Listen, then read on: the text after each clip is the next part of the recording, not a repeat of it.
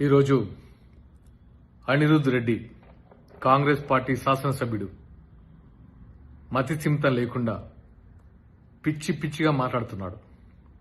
ఈయన శాసనసభ్యుడు అన్నాడు కూడా నాకు మనసు రావట్లేదు. అసలు ఈయన ఎమ్మెల్యే ఎలా అయ్యారో కూడా అర్థం కావట్లేదు. తెలంగాణలో పుట్టి తెలంగాణలో పెరిగి తెలంగాణలో పోటీ చేసే అభ్యర్థుల గురించి ఈయన పిచ్చి పిచ్చిగా మాట్లాడుతున్నారు. సిగ్గుండాలా? అసలు మీకు సిగ్గుందా?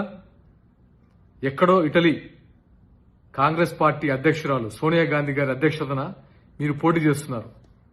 మీకు సిగ్గుందా? ఒకసారి ఆలోచించుకోండి. మీకు రాజ్యాంగ విలువలు, ప్రజాస్వామ్యం తెలియకుండానే ఎమ్మెల్యే అయిపోయారు.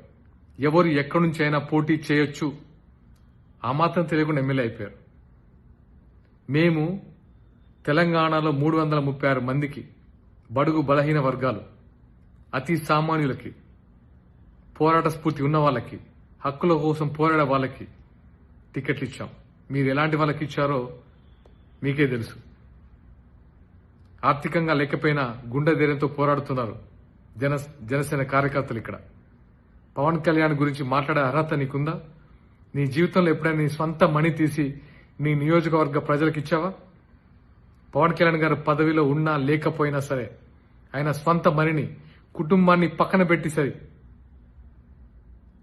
అందరికీ తన స్వంత కష్టాజితాన్ని పనిచేశారు ఎప్పుడో. అలాంటి ఆయన పట్టుకొని పిచ్చి పిచ్చి మాటల యాక్టరు, ప్యాకేజు, ఒక దేశ ప్రధానమంత్రిని పట్టుకొని పిచ్చి పిచ్చి మాటల. నువ్వేమేమిలాగా? నీకు ఏదైతే ప్రజలు ఓటేసి గెలిపించారో వాళ్ళ అభివృద్ధి కోసం, వాళ్ళ సంక్షేమం కోసం పాటుపడు.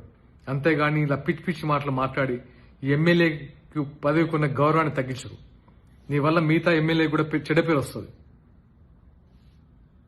ఇక్కడ నుంచి ఇలాంటి మాటలు మాట్లాడితే ఇతర పార్టీలు కాదు, నీ పార్టీ వాళ్ళే హర్షించారు. గుర్తుపెట్టుకో మిస్టర్ అనిరుద్ రెడ్డి. నీ కార్యకర్తలు వచ్చే కొట్టేస్తారు ఇంట్లో నిన్ను.